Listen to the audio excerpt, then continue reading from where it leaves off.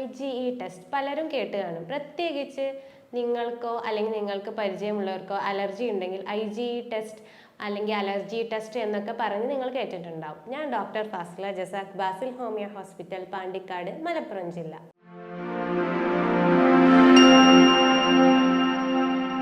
എന്താണ് IgE test? IgE എന്ന് പറഞ്ഞാൽ ഇമ്മ്യൂണോഗ്ലോബിൻ ഇ, നമ്മുടെ പ്രതിരോധ പ്രവർത്തനത്തിന് സഹായിക്കുന്ന ഒരു ആൻറ്റിബോഡിയാണ് IgE എന്ന് പറയുന്നത്. ഇതല്ലാണ്ട് പലതരം ആൻറ്റിബോഡീസ് നമ്മുടെ ബോഡിയിലുണ്ട്. A, M, E അങ്ങനെ പലതരത്തിലുണ്ട്. ഈ IgE എന്ന് പറയുന്നത് അതായത് ഒരു പ്രോട്ടീനാണ്, ഒരു ആൻറ്റിബോഡി. നിങ്ങളുടെ എന്തെങ്കിലും അസുഖം വന്നാൽ നിങ്ങളുടെ ബോഡി ആ അസുഖത്തെ പ്രതിരോധിക്കാൻ ഉപയോഗിക്കുന്ന ഒരു നോർമൽ ആയിട്ടുള്ള ഒരു ആൻറ്റിബോഡിയാണ് IgE എന്ന് പറയുന്നത്. പക്ഷേ നിങ്ങൾ അലർജി ഉള്ള ഒരാൾക്കാണെങ്കിൽ എന്ത് ചെയ്യും? ഈ IgE ഓവർ റിയാക്ട് ചെയ്യും. അതിനൊരു എക്സാമ്പിളാണ്, നിങ്ങളും നിങ്ങളുടെ ഫ്രണ്ട്സും ഒരു റെസ്റ്റോറൻറ്റിൽ ഫുഡ് കഴിക്കാൻ പോയി.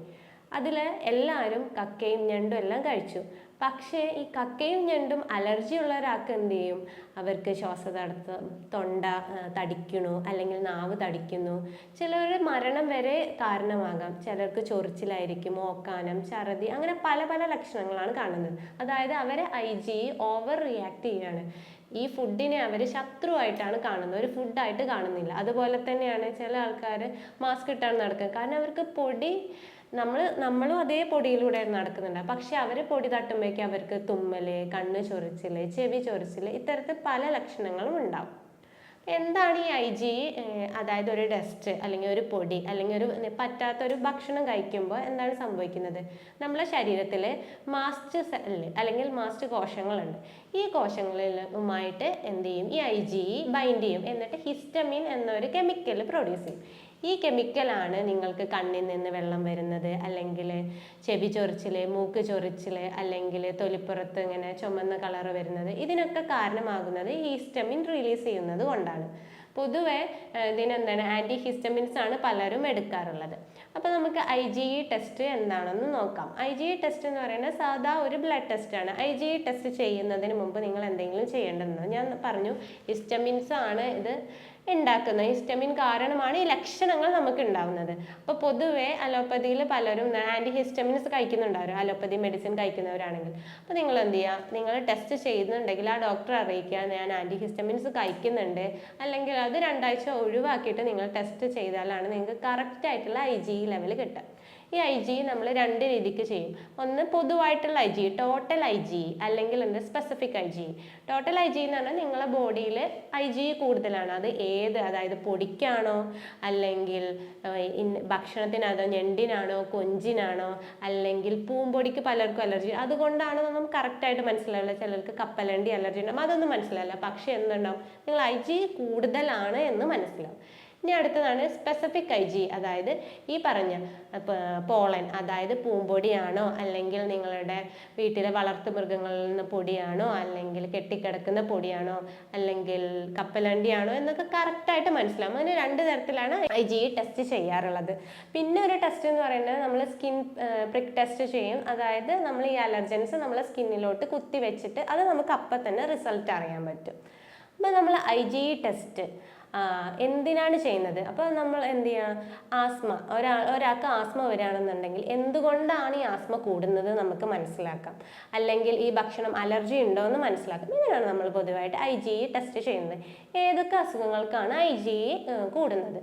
ഒന്നാമത്തേത് ആസ്മ. ആസ്മയിൽ എന്ത് സംഭവിക്കുന്നു? നിങ്ങളുടെ ശ്വാസനാളത്തിലെ ഹിസ്റ്റമിൻസ് റിലീസായിട്ട് അവിടെ ഇൻഫ്ലമേഷൻ അല്ലെങ്കിൽ നീർക്കെട്ട് വരുന്നു. അങ്ങനെയാണ് നിങ്ങൾക്ക് ശ്വാസതടസ്സമൊക്കെ ഉണ്ടാകുന്നത്. ഇനി അല്ലാത്തത് രണ്ടാമത്തേതെന്ന് പറഞ്ഞാൽ അലർജിക് റൈനൈറ്റിസ്. അലർജിക് റൈനൈറ്റിസിൽ ഈ ഹിസ്റ്റമിൻ എല്ലാം റിലീസ് ചെയ്ത് നിങ്ങൾ കണ്ണിൽ നിന്ന് വെള്ളം വരുന്നു, മൂക്കിൽ നിന്ന് നീര് വരുന്നു, അല്ലെങ്കിൽ വെള്ളം കട്ടിപ്പായിട്ട് വരുന്നു, പലർക്കും ചൊറിച്ചിൽ, ചെവി ചൊറിച്ചിൽ, അങ്ങനെ പല ലക്ഷണങ്ങളും, ചിലർക്ക് തലവേദന, ഇതൊക്കെയാണ് അലർജിക് റൈനൈറ്റിസ് ആണെങ്കിൽ. ഇനി പോളൻ അല്ലെങ്കിൽ പൂമ്പൊടി അലർജി ആണെന്നുണ്ടെങ്കിൽ അതും ഇതുപോലെ അലർജിക് റൈനൈറ്റിസ് പോലെയാണ് പലർക്കും വരാറുള്ളത്. ഇനി ചില ഭക്ഷണത്തിനോട് അലർജി ഉണ്ടോ എന്ന് നമുക്ക് നോക്കാം. ഇതൊക്കെയാണ് IgE ലെവൽ കൂടുന്നത്. ഈ IgE ലെവൽ കൂടിക്കഴിഞ്ഞാൽ ഉണ്ടാകുന്ന ബുദ്ധിമുട്ട് ഈ പറഞ്ഞ ലക്ഷണങ്ങളാണ് പൊതുവെ ഉണ്ടാകുന്നത്. അതായത് കണ്ണ് ചൊറിച്ചിൽ, മൂക്ക് ചൊറിച്ചിൽ, തൊണ്ട ചൊറിച്ചിൽ, അല്ലെങ്കിൽ എന്ത് ചെയ്യും? ചുമന്ന് തടുത്ത് വരുന്നു, നാവ് തടിക്കുന്നു. ചിലർക്ക് ആനോഫൈലാക്സിസ് എന്ന് പറയും. ആനോഫൈലാക്സിസ് എന്ന് പറയുമ്പോൾ അത് നിങ്ങൾ മരണത്തിന് വരെ കാരണമാണ്. അതായത് ചില ഭക്ഷണങ്ങൾ ഭക്ഷണങ്ങൾ കഴിക്കുമ്പോൾ നിങ്ങളുടെ തൊണ്ട തടിക്കുന്നു, നാവ് തടിക്കുന്നു, ശ്വാസനാളം തടിക്കുന്നു. അത് ചിലർക്ക് മരണം വരെ കാരണമാകും. നമുക്ക് അലർജി ഉണ്ടെങ്കിൽ നമ്മൾ IgE ടെസ്റ്റ് ചെയ്യേണ്ടതാണ്. അപ്പോൾ നമ്മൾ അലർജി ഉണ്ടെങ്കിൽ നമ്മൾ IgE ടെസ്റ്റ് ചെയ്യുന്നതിന് മുമ്പ് എന്തുകൊണ്ടാണ് നമുക്ക് ഈ അലർജി വരുന്നതെന്ന് അറിയണം. പലരും നമ്മൾ ആദ്യം ട്രീറ്റ്മെൻറ്റ് ചെയ്യുമ്പോൾ എന്താണ് അലർജി, ആ അലർജി അതിനുള്ള ട്രീറ്റ്മെൻറ്റാണ് നമ്മൾ ചെയ്യുക. അതായത് ആദ്യം നമ്മൾ തുടക്കത്തിൽ അലർജൻ, അതായത് നിങ്ങൾക്ക് പൊടിയാണെങ്കിൽ ആ പൊടി മാറ്റി നിൽക്കുക, മാസ്ക് ഇടുക, അല്ലെങ്കിൽ പൂമ്പൊടിയാണെന്നുണ്ടെങ്കിൽ ആ പൂവിനോട് അടുത്ത് പോവാണ്ടിരിക്കുക. അപ്പോൾ എന്തൊക്കെയാണ് കാരണങ്ങൾ നോക്കാം. കാരണങ്ങൾ ഒന്ന്, ചിലവർക്ക് പൂമ്പൊടി ആയിരിക്കും, ചിലർക്ക് ഡസ്റ്റ് ആയിരിക്കും, അത് പൊടിയായിരിക്കും, കെട്ടിക്കിടക്കുന്ന പൊടിയായിരിക്കും, അല്ലെങ്കിൽ എന്തായിരിക്കും ഫുഡുകളായിരിക്കും. അങ്ങനെ പല കാരണങ്ങളുണ്ടാവും. ഇനി ഇത് ജനിതകമായിട്ടും അങ്ങനെ പലർക്കും കിട്ടാറുണ്ട്. അതായത് നിങ്ങളെ അമ്മമാർക്കോ അച്ഛന്മാർക്കോ ഉണ്ടെങ്കിൽ അത് കുട്ടികൾക്കും വരാനുള്ള ചാൻസ് കൂടുതലാണ്. അപ്പോൾ നിങ്ങൾക്ക് നിങ്ങളുടെ അലർജി അറിയില്ല, പക്ഷേ എന്തോ അലർജി ഉണ്ട്, ഇത് കഴിക്കുമ്പോൾ അല്ലെങ്കിൽ തടുത്ത് വരുന്നു, അല്ലെങ്കിൽ അലർജിക് റൈനൈറ്റിസ് വരുന്നു. അപ്പോൾ നിങ്ങൾ എന്ത് ചെയ്യണം? അലർജി ഉള്ള ദിവസങ്ങളിൽ ഒന്നെങ്കിൽ നമ്മൾ അലർജിക് ഡയറി എന്ന് പറയും. നിങ്ങൾ ഫോണിൽ തന്നെ എന്ത് ചെയ്യുക, അന്ന് നിങ്ങൾ എന്തൊക്കെ ചെയ്തു, എന്തൊക്കെ ഭക്ഷണങ്ങൾ കഴിച്ചു, എന്തൊക്കെ പുതിയതായിട്ട് കഴിച്ചു.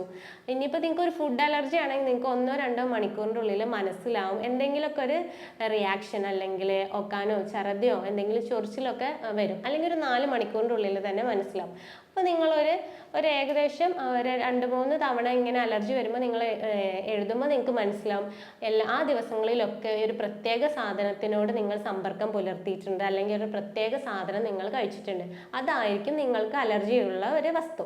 ചില കുട്ടികൾക്ക് പാലായിരിക്കും, അങ്ങനെ പലർക്കും പലതായിരിക്കും, അല്ലെങ്കിൽ ഗോതമ്പായിരിക്കും. അപ്പോൾ നിങ്ങൾ എന്ത് ചെയ്യുക, അത് കൃത്യമായിട്ട് എഴുതുക. അപ്പോൾ നിങ്ങൾക്ക് മനസ്സിലാവും. അപ്പോൾ കുറച്ച് സമയം എടുക്കുകയാണെങ്കിൽ നമുക്ക് ആ ഭക്ഷണം ആദ്യം ഒഴിവാക്കുക, എന്നിട്ട് പ്രോപ്പറായിട്ട് മെഡിസിൻ എടുക്കുക. പിന്നെ നിങ്ങൾക്ക് പലർക്കും അത് പതിയെ നമുക്ക് വീണ്ടും കഴിക്കാൻ പറ്റുന്ന രീതിയിൽ നമ്മൾ മെഡിസിൻ കഴിച്ചു കഴിഞ്ഞാൽ പിന്നെ അതൊരു പ്രശ്നമല്ലാതായിട്ട് മാറാറുണ്ട്. അതായത് അതുകൊണ്ടുള്ള ബുദ്ധിമുട്ടൊക്കെ മാറാറുണ്ട്. ചിലർക്ക് ബീഫായിരിക്കും. അപ്പം നമുക്ക് എന്തൊക്കെ ചെയ്യാം? ഫസ്റ്റ്, നിങ്ങൾക്ക് ഡസ്റ്റ് അലർജി ആണെന്നുണ്ടെങ്കിൽ എന്ത് ചെയ്യാം, അതാണോ നോക്കാൻ എന്ത് ചെയ്യുക. അതായത് നിങ്ങളെ റൂമിൽ എന്തോ ആണെങ്കിൽ നിങ്ങൾ റൂം മാറാനുള്ള സൗകര്യം ഉണ്ടെങ്കിൽ റൂം മാറാം. അപ്പോൾ അല്ലെങ്കിൽ എന്ത് ചെയ്യുക, നിങ്ങളുടെ വീട്ടിൽ പെറ്റ് ഉണ്ട്. അപ്പോൾ പലരും എന്ത് ചെയ്യാണ്, ഇപ്പോൾ പെറ്റുകളോടുള്ള സ്നേഹം, അതായത് പട്ടി പൂച്ച അവരോടൊക്കെ ഉള്ള സ്നേഹം കാരണം നിങ്ങളെ ബെഡിലും സോഫയിലും എല്ലാം ഉണ്ട് ഇവരുടെ, നിങ്ങൾ കണ്ണിൽ പോലും കാണാത്ത ഡസ്റ്റ് മൈറ്റ്സ് ഉണ്ട് ഇവരുടെ രോമത്തിലും ഇവരുടെ ശരീരത്തിലും. ഇത് പലർക്കും അലർജിയാണ്, പലരും ഇത് തിരിച്ചറിയുന്നില്ല. അപ്പോൾ എന്ത് ചെയ്യാം, ഒന്നെങ്കിൽ നിങ്ങളെ പെറ്റിനെ മാറ്റാൻ പറ്റില്ലെങ്കിൽ നിങ്ങൾ 2-3 ദിവസം നിങ്ങൾ വേറെ എവിടെയെങ്കിലും നിങ്ങളെ ബന്ധുവീട്ടിലൊക്കെ പോയി നിൽക്കുമ്പോൾ നിങ്ങൾക്ക് അലർജി ഇല്ലെങ്കിൽ എന്ത് ചെയ്യും, അതാണ് കാരണം. റൂം മാറുമ്പോൾ അലർജി ഇല്ലെങ്കിൽ റൂമിൽ എന്തോ കെട്ടിക്കിടക്കുന്ന പൊടിയാണ് കാരണം. അപ്പോൾ എന്തെങ്കിലും ഫുഡാണെങ്കിൽ അങ്ങനെ നിങ്ങൾ എന്ത് ചെയ്യുക, നിങ്ങൾക്ക് എന്താണ് അലർജി എന്ന് ആദ്യം കണ്ടുപിടിക്കുക. ഇനി നിങ്ങൾ ചെയ്യേണ്ടത് എന്തൊക്കെ നമുക്ക് വീട്ടിൽ വെച്ച് ചെയ്യാം. ഇനി അലർജി, അതായത് പൊടി അലർജി ഉള്ള ആളാണെങ്കിൽ എസ്പെഷ്യലി ചെറിയ കുട്ടികളാണെന്നുണ്ടെങ്കിൽ എന്ത് ചെയ്യുക, അവരെ ബെഡ്ഷീറ്റും പുതപ്പും ഒക്കെ എന്ത് ചെയ്യുക, ചുടുവെള്ളത്തിൽ തിളപ്പിച്ച് അലക്കിയിട്ട് നല്ല വെയിലത്തിടുക. അത് ആഴ്ചയിൽ ഒരു ദിവസമെങ്കിലും അവരുടെ ബെഡ്ഷീറ്റ് തീർച്ചയായിട്ടും അലക്കി വൃത്തിയാക്കി ഇടുക. പിന്നെ നമുക്ക് ചെയ്യാൻ പറ്റുന്നത്, ഇതുപോലെ പെറ്റ്സ് ഉണ്ടെങ്കിൽ അലർജി ആണെന്നുണ്ടെങ്കിൽ അവരെ മാക്സിമം ഒഴിവാക്കാം. പിന്നെ മാസ്ക് ഉപയോഗിക്കാം. മൂക്കടപ്പൊക്കെ ഉള്ള ആൾക്കാരാണെന്നുണ്ടെങ്കിൽ ആവി പിടിക്കാം. പിന്നെ നിങ്ങളുടെ ഭക്ഷണത്തിൽ തുളസി വെച്ച ചായ, അല്ലെങ്കിൽ ഇഞ്ചി വെച്ചിട്ടുള്ള ചായ, മഞ്ഞൾ ഉൾപ്പെടുത്താം. omega-3 ഫാറ്റി ആസിഡ് അടങ്ങിയ ഭക്ഷണങ്ങൾ ഉപയോഗിക്കുക. ചെറിയ മത്സ്യങ്ങൾ അങ്ങനെയൊക്കെ ഉപയോഗിക്കുക. പിന്നെ വൈറ്റമിൻ സി അടങ്ങിയ ഭക്ഷണങ്ങൾ ഉപയോഗിക്കുക. ഇതൊക്കെ നിങ്ങളെ അലർജി ഒരു പരിധി വരെ കുറക്കാൻ സഹായിക്കും.